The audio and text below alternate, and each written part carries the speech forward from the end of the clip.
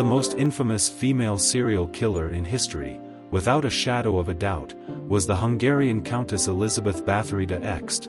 Her dark and gruesome legacy has cast a chilling shadow over the annals of criminal history, as she stands accused of a horrifying spree of torture and murder that claimed the lives of over 650 young women, most of whom were between the tender ages of 10 and 14. Elisabeth Bathory was born on August 7, 1560, into one of Hungary's most influential noble families. Growing up amidst privilege and wealth, she received an education that was rare for women of her time. She was exceptionally beautiful and intelligent, but beneath her charming exterior lay a twisted darkness that would eventually consume her.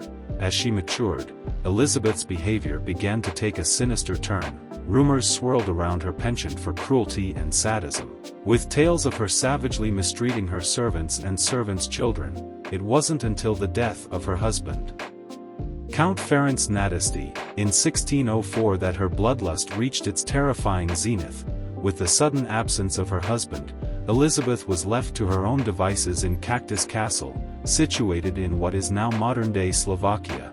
It was here that her descent into madness accelerated, and she began to indulge her gruesome desires in earnest. She was rumored to have lured young peasant girls into her castle under the pretense of offering them work or education, only to subject them to unspeakable horrors. Her methods of torture were horrifyingly creative and perverse. She would often beat, stab, or mutilate her victims, all while reveling in their suffering. Some accounts even claim that she would bite chunks of flesh from her victims' bodies.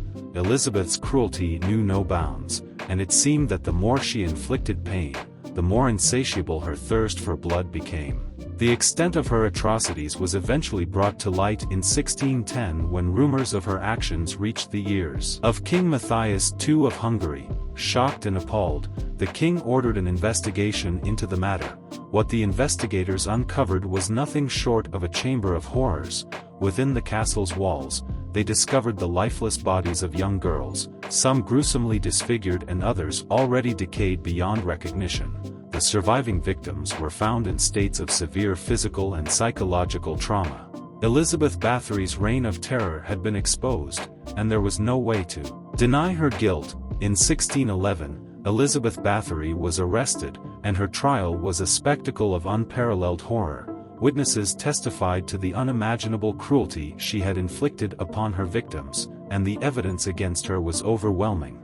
Although her family's noble status prevented her from facing a public execution, the court did impose a severe punishment. She was walled up within her castle, where she would spend the remainder of her days in solitary confinement.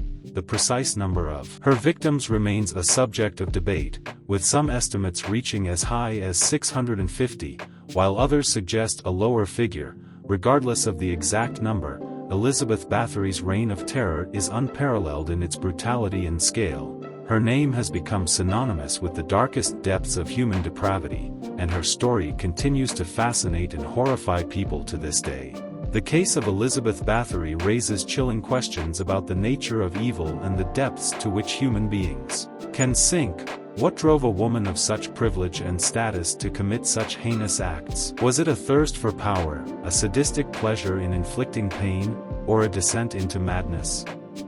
Perhaps it was a combination of all these factors that turned a once promising noblewoman into the most infamous female serial killer in history.